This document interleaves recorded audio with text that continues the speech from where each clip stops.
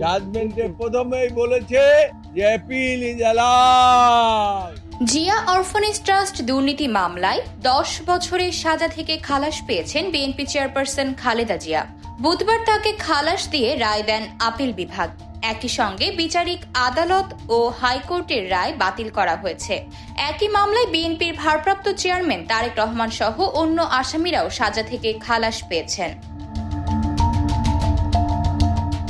সকালে প্রধান বিচারপতি ডক্টর সৈয়দ রেফাত আহমেদের নেতৃত্বে 5 বিচারপতির আপিল বিভাগ সর্বসম্মতিতে এ রায় ঘোষণা করেন।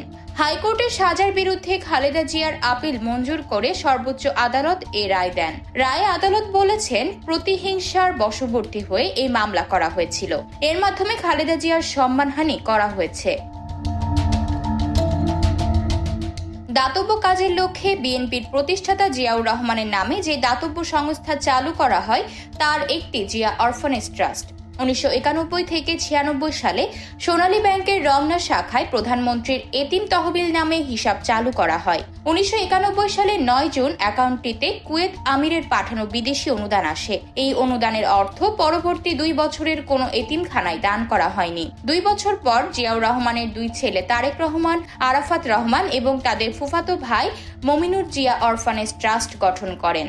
ট্রাস্ট গঠনের পর অনুদানটি 2 ভাগ করে ট্রাস্টের বগুড়া এবং বাগেরহাট শাখার জন্য বরাদ্দ দেওয়া হয়। আলোচিত 11 সরকারের সময় ট্রাস্টের জন্য কুয়েত আমিরের পাঠানো সেই অর্থের প্রায় 2 কোটি 10 লাখ টাকা আত্মসাতের অভিযোগ আনা হয় জিয়া পরিবারের বিরুদ্ধে।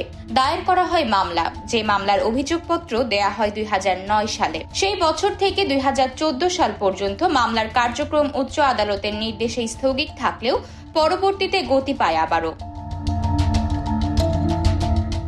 মামলাটির রায় হয় 2018 সালের 8 ফেব্রুয়ারি। পুরান ঢাকার আলিয়া মাদ্রাসার 632 পৃষ্ঠার রায়ে ঢাকার বিশেষ জজ আদালতের বিচারক আখতারুজ্জামান বিএনপি চেয়ারপারসন খালেদা জিয়ার 5 বছরের সশ্রম কারাদণ্ডাদেশ দেন। পরবর্তীতে হাইকোর্টে এসে যে সাজা হয়ে যায় 10 বছরের। এরপর এই জিয়া অরফানেজ ট্রাস্ট মামলায় কারাগারে যেতে হয় বিএনপি নেত্রী খালেদা জিয়াকে।